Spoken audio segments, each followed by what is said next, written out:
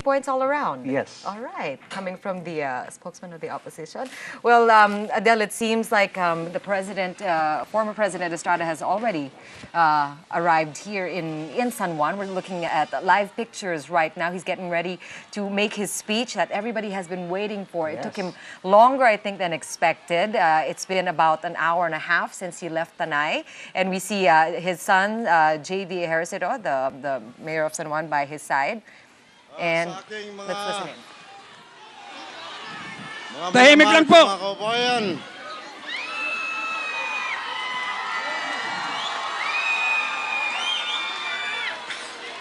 Ngayon pong araw na ito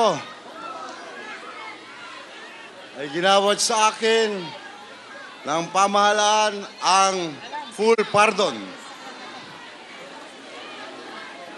Sa totoo po, ngayong gabi ay hindi ko mabigkas ang nararapat na panalita upang ipabot sa inyo ang aking taus-pusong pasasalamat sa inyong napakainit na pagsalubong sa akin.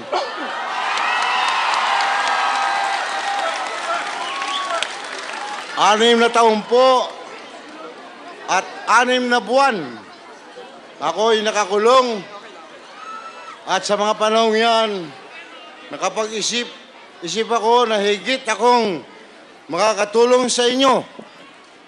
Lalo na sa ating mahihirap na mga kababayan kung ako ay malaya at maluwag na makakapaglingkod saan man dako ng ating kapuluan.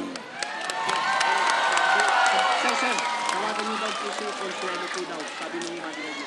Consuelo po. Pabayaan niyo ako mag-English ng konti, may mga foreigner daw dito. Baka sabihin nila, hindi tayo marunong mag-English. Katabi ko po ang ating magiting na Mayor Lim ng Maynila.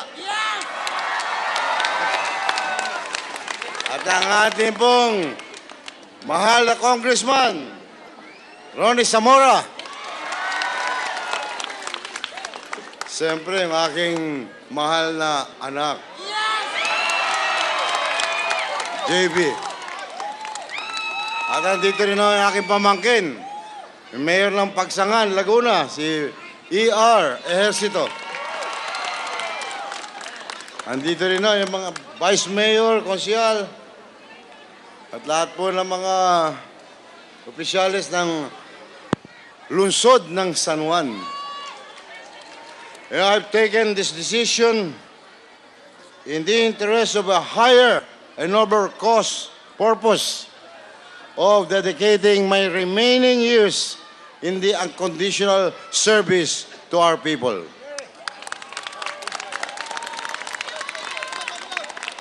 Released from detention, I am now free to pursue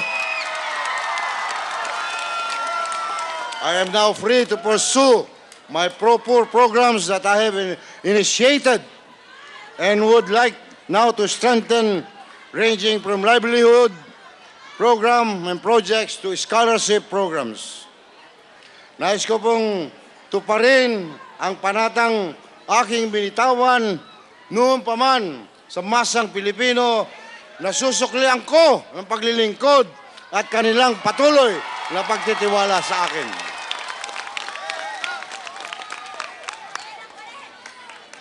Sa 6 na taon at kalahati akong nakakulong, nakita ko ang walang sawang suporta sa akin nung ako pa ay isang artista, naging punong bayan dito sa bayan ng San Juan ng 17 taon. At ako po ay naging senador, naging pangalawang pangulo ng ating bansa at hanggang ako ay naging inyong presidente.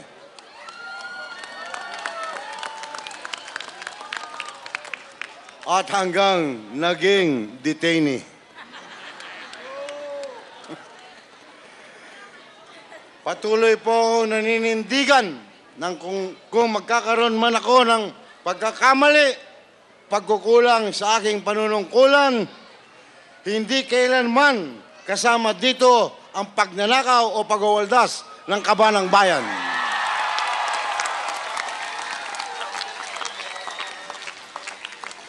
Dalawang beses po ako inalok. Umalis ng bansa. Wala pong charges na ipapile laban sa akin. Hindi po ako pumayag. Sinabi ko, haharapin ko lahat yung mga charges ninyo. Pero hindi ko maiiwan ang aking mga kababayan, lalong-lalo na ang masang Pilipino.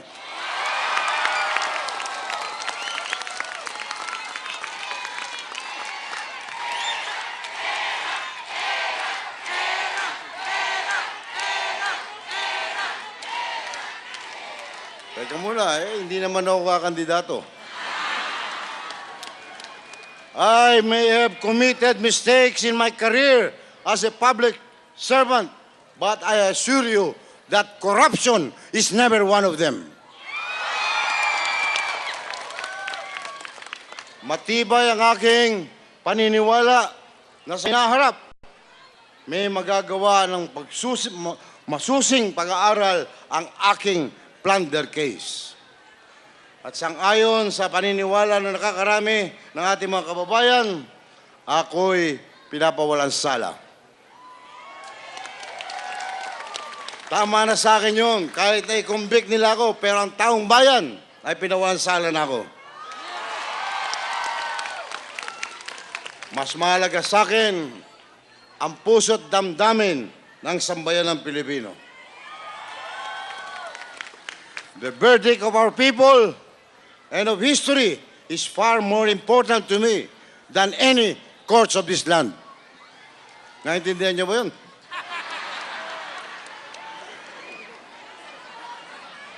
So, today, I rejoin our society so that I can stand up and be counted in our common cause to fight poverty and corruption.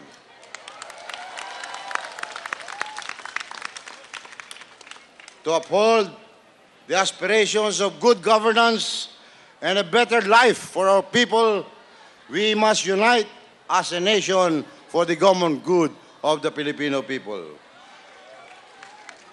Ito po ay pakinggan nyo kung mabuti. Wala na po akong balak na muling pumasok sa larangan ng maruming politika. Ang nanalabi ko pong panahon ngayon ay inaalay ko na sa paglilingkod sa ating mga kababayan. Ngunit, ang isang personal na dahilan ng aking desisyon ay ang aking malubhang kalagayan ng aking mahal na ina na patuloy na nakaratay na kritikal na kondisyon ngayon dito sa San Juan Medical Hospital. Sa mahaba pong panahon na ako'y naging artista, naging mayor, naging senador, naging vice president at pangulo ng ating bansa, hindi ko po napagsilbihan ng puspusan ang aking mahal na ina. Hinangad ko na sa kanyang nalalabing sandali. Ako ay makapiling niya at maipakita ko sa kanya ang aking pagmamahal.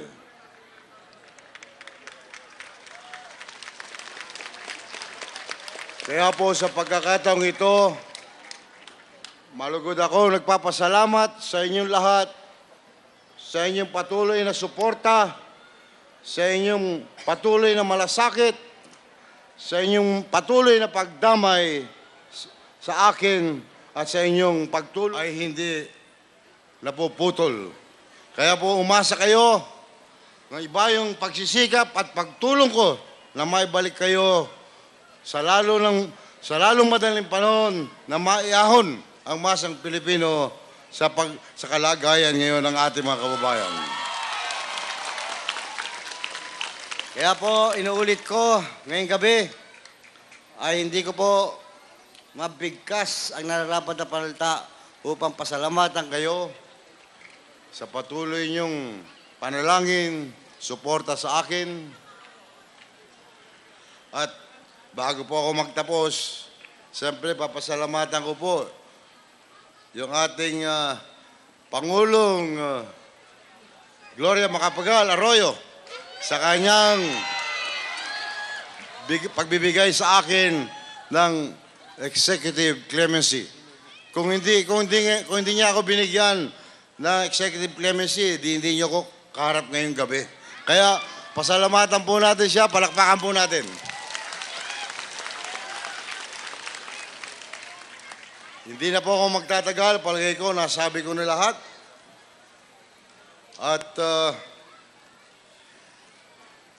pupuntahan ko naman ang aking mahal na ina, kanina pa ako inaantay. Kaya ang masasabi ko po sa inyo ay aking taus-pusong pasasalamat at pagpalain nawa kayo ng ating dakilang lumika. Salamat po at maraming magandang kipipyo sa inyo lahat.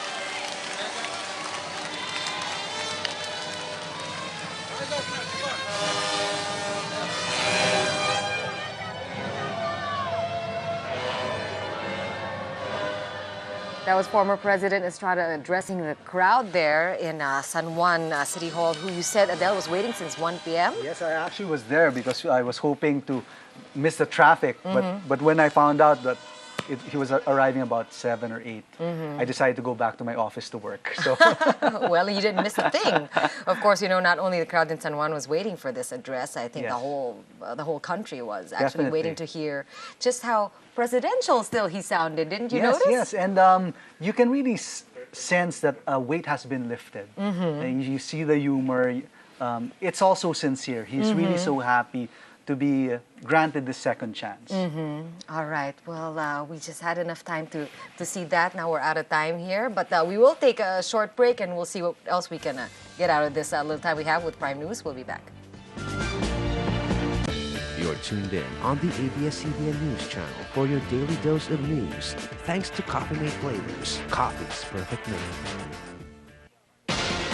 Know the latest news and information on the ABS-CBN News Channel. Thanks to De La Salle Philippines. Let me be the change I want to see. To do with strength and wisdom all that needs to be done. And become the hope that I can be. Even if I'm not the light, I can be the spark. In faith, service, and communion, let us start the change we want to see. The change that begins in me.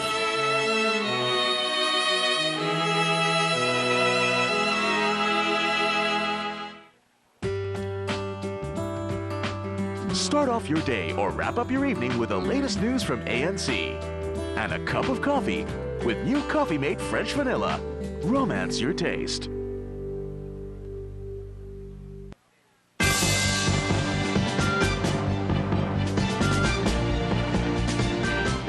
And that was all the time we had. I'd like to thank Attorney Adele Tamano for joining me in the studio today. That's Prime News. On behalf of Sestrulon, thanks for watching.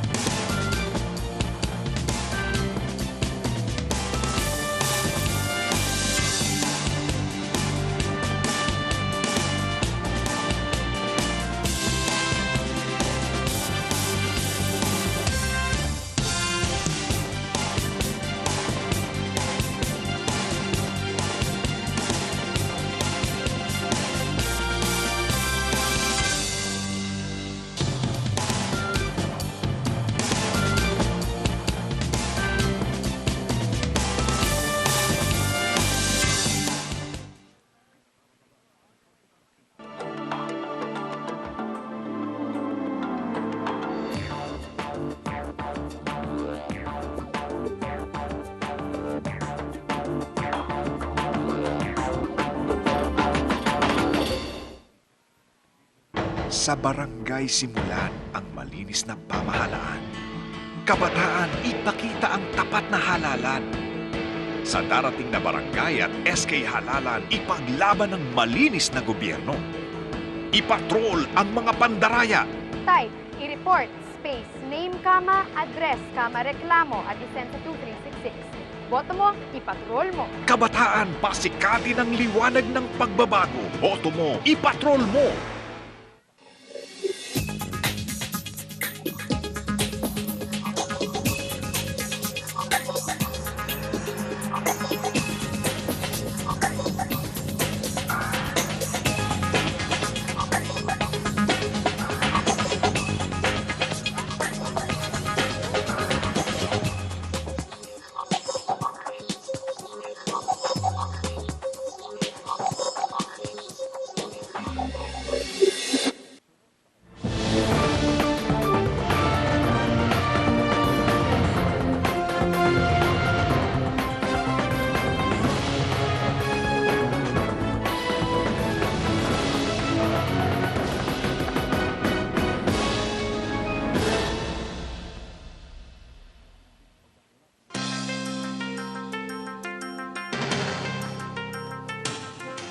Good evening, I'm Chikiro Wapuno. Former President Joseph Estrada is released and arrives in San Juan after accepting the pardon granted to him by Malacanang. President Arroyo defends her decision to grant pardon to Estrada, saying she made the decision for the sake of national reconciliation. Senators asked the Supreme Court to compel the National Economic Development Authority to give them copies of documents pertaining to the controversial broadband deal.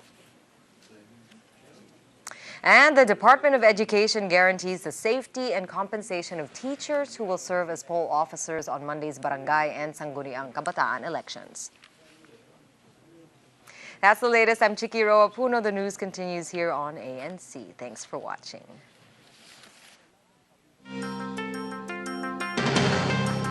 One pressing concern can bring the entire archipelago together. How do you feel about the Human Security Act? Does it give you any heart palpitations at all? It is actually a state terrorism law. The Human Security Act is for the safety of everyone. We bridge the boundaries to let the voices of the regions be heard. The Independent Fact-Finding Committee would want to get down to the truth of the matter on who did the beheadings. Tony Velasquez gathers the regional views on relevant national issues. Whenever you undertake something of this magnitude, you need the terms of reference first, coming from the DOTC, not coming from the proponent. For the nation to dissect the views that intersect. Crossroads, Fridays at 8 p.m., only on ANC. News 24/7. Serious talk. They say a tie is like kissing your sister. I guess that's better than kissing your brother. Intelligent discussions. I didn't know the number 23 gets distorted like that. I know. What? Tackling relevant issues. And just to spice things up for our Independence Day special, we are mandating Gino to speak in Filipino for the whole show or else he will not receive his talent. So, Gino. Yeah. Yes. Teka lang. Yeah! Wait, that's 6 words. Break the norm at 10:30. Hardball, weekdays on ANC. Are you in touch? Are you informed? Hindi na alam ng tama. There's just too much to talk about. Tatakbo po si Garci. Ang masasabi ko lang sa kanya, hello. Buong tapang ng paglaban, agad-agad kami mananalo. And they're always asking, Mommy, when will Daddy come home? She still has to pray. These are the people who make a difference in your lives. Price that you had to pay by necessity. We have accepted that as God's will for us. Great power comes great responsibility. And we get to ask your questions now. You believe that corruption still exists. How does even an Asian hero cope with such loss? What do your prayers to God sound like? This is Corina Today, and we're now on prime time 3 times a week. Till then, have a good one. It was during the Spanish colonial period that we traveled from Bahay Kubo to Bahay na Bato.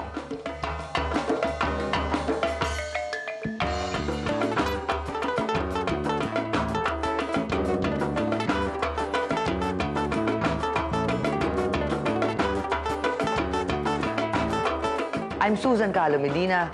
Join me as Travel Time traces the path of the Spanish colonial architecture, Bahay na Bato, and beyond.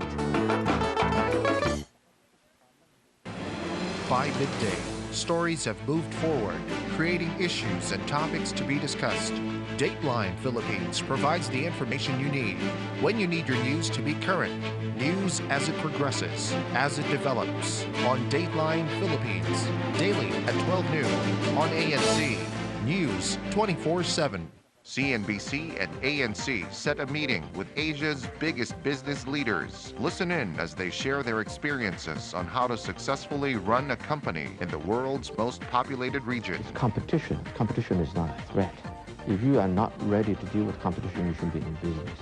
Christine Tan talks to top executives to find out how they became big and why their businesses continue to succeed. There isn't anybody who professionally doesn't want to be part of a winning team. Adapting to change, I think, is critical. Because if you are in the wrong business, you may be the smartest guy alive. You can't make any money. Welcome to Managing Asia. I'm Christine Tan. Every Saturday at 8:30 a.m. on ANC.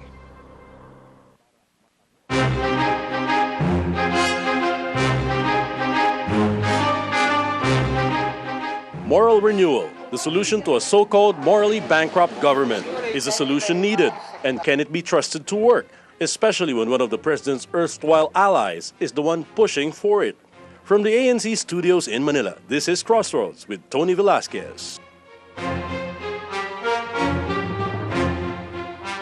Hello and welcome to Crossroads. I'm Tony Velasquez.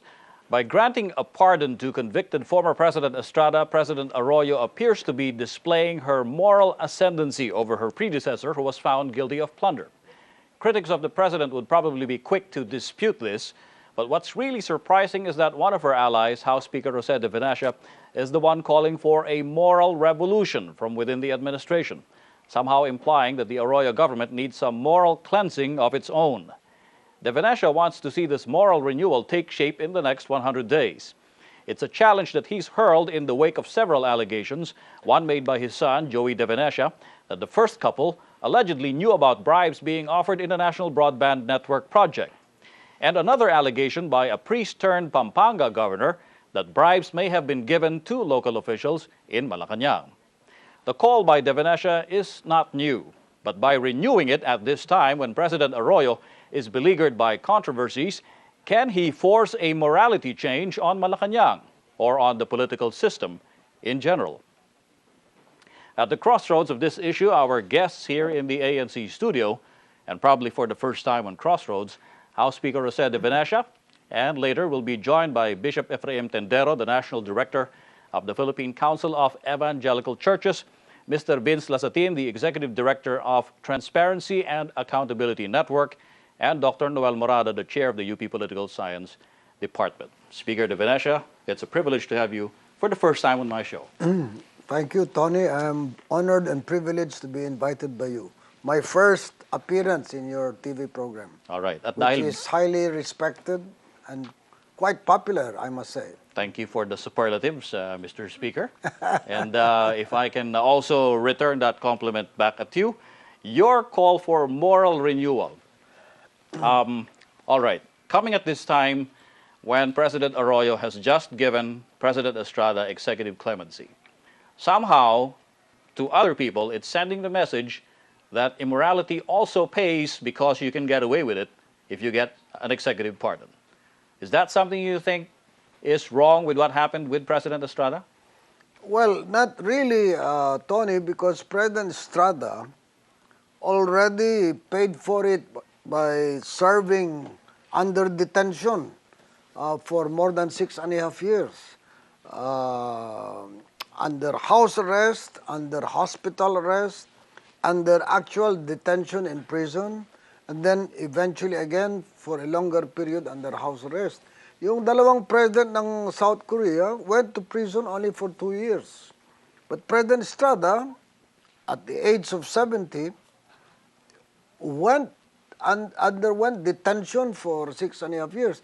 Dapat akong unang-unang haharang sa pardon ni President Estrada kasi tinalo niya ako, akong kalaban niyang matindi. As a matter of fact, he defeated me by a big margin in 1998. But I wanted to set an example to our country for national reconciliation by healing the wounds of the nation. Yeah. So I was one of the first with Cardinal Vidal and Senate President Manny Villar to formally write a letter to the President to ask for presidential pardon or clemency for Erap Estrada. Now, I respect the opinion of my friend Chavit Singson and of my dear friend and senior leader, si FVR, because they have also their very strong and valid points of view. So we have genuine, honest differences of opinion now. The reason why I'm pushing for this also is because I have now been pushing for the last few days a moral revolution for the Philippines.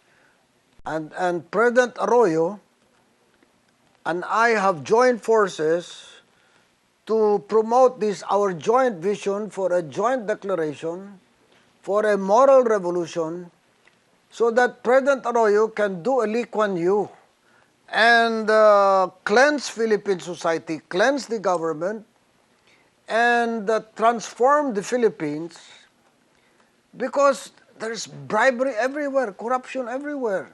Bribery in among the governors, bribery among the congressmen, among the senators, bribery in the judiciary, bribery during the elections. The electorate is being bought so that many senators spend incredible amounts of money to become elected for a senator, and then in the business community there's corruption. What about adding to your list of bribery within the first couple?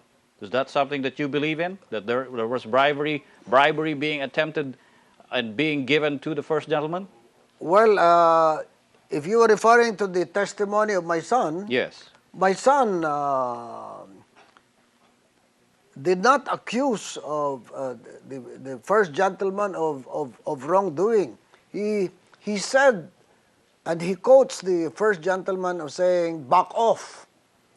And my son did not accuse the president of participation in corruption. Even by quoting Secretary Neri as having recalled that the president asked him why he did not accept the bribe. But the second part of my son's testimony said, the president said, quoting Neri, "But don't accept the bribe." That's the second part of the statement. But the third part of the statement, don't accept the bribe, but approve it anyway? Now, with regards to the approval of the project,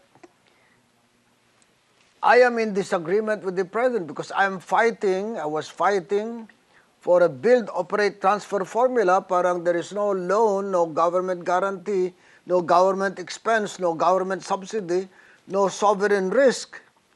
And in the case of the government, led by the president and NEDA and DOTC, they went for a government-to-government loan agreement, which I disagree with. But, you know, I am not the government. So this is our honest difference with the president and with the executive department on the subject of the CTE. But I am glad, finally, and you must give credit to the president also, that she suspended the contract, and she not only suspended this scandalous contract, but she actually canceled it. Let me ask you this, Mr. Speaker. Somehow by this, and going back to the grant of executive pardon to President Estrada, somehow by giving the former president executive clemency, and we've heard former President Estrada during his homecoming speech in San Juan, that somehow he seems reluctant to even bring up any previous allegations of corruption against the president, or even of dishonesty, of cheating or stealing, as the opposition would like to enumerate it. Do you think somehow by pardoning President Estrada, she has now insulated herself from any other allegations of corruption that may be brought against her or even her husband? Well, that's possible, but you know, these are very early days. As a matter of fact, these are very early hours. As time would roll and go by, I think that Erap Estrada would be in a more with a more active position to take a more active role in the politics of this country and make stronger pronouncements. Although I also believe former President Estrada in saying that as part of his moral commitment, he will no longer run for public office. Definitely. In the year 2010. Definitely. But do you expect even to have former President Estrada as a willing partner in your vision for moral renewal in this administration if somehow people would expect that he's already been co-opted because of the executive pardon given to him? He's not going to agree that any moral renewal is necessary as far as the president is concerned. Well, as I've said, in answer to you just a minute ago, that these are very early days, very early hours after he got his freedom. So you can expect Erap Estrada to be more forceful and forthcoming in the days ahead. Although, as I've said, he will honor his commitment not to run for public office. But the reason, going back to the moral revolution, what President Arroyo and I have joined forces on now with former President Ramos when the three of us met in Malacanang is for President Arroyo to do a Lee Kuan Yew, to move decisively to cleanse Philippine society and to cleanse the government. Because ito nga napakaraming in the entire public political spectrum, the legislative, the executive, the judiciary, the local government units, the armed forces, the PNP, even in media and in the business community, sobrang corruption. That even the electorate is bought during the elections in Luzon, Visayas, and Mindanao, and even in Metro Manila. So we have to change this. Otherwise, the nation is lost. Otherwise, the people are lost. And President Arroyo, everybody says she's a lame duck. She has great, vast powers to change and transform Philippine society because she can send people to prison. She can give them freedom from prison. She can dismiss cabinet members. She can appoint new cabinet members. She can appoint new customs officials, BIR officials. She can suspend governors, mayors. So she still continues to enjoy incredible powers. And this resolution that we are pushing, a joint declaration, will precisely call on the nation and the Filipino people and the president to join forces to launch this moral revolution and at the same time to transform the Philippines from a third world society to a second world society to a first world society. And it can be done. That we need this new beginning, this new opportunity, this new challenge, this new start. And I am happy to report to you, for the first time, I'm reporting it through your program, Tony, that President Arroyo tasked a committee composed of Acting Executive Secretary Bunye and Bert Gonzales, the National Security Advisor, and the Deputy Secretary General of Lakas CMD, who is highly respected and who has stayed out of controversy all these years, Buboy Macapagal, to sit down with me and my colleagues to craft this joint statement, this joint declaration, this joint vision for our country, which will encompass two main elements. One, a moral revolution to cleanse Philippine society, and a concomitant parallel political and economic revolution to transform the Philippines from a third world society to a first world society, which Lee Kuan Yew did. When I used to go to Singapore more than 35 years ago, Singapore was poorer than Cebu or Pangasinan or Davao. Now it's a first world nation. It's got per capita, I think, of $25,000 to $30,000 against our per capita income of $1,400, which is almost more than 20 times richer than the Philippines.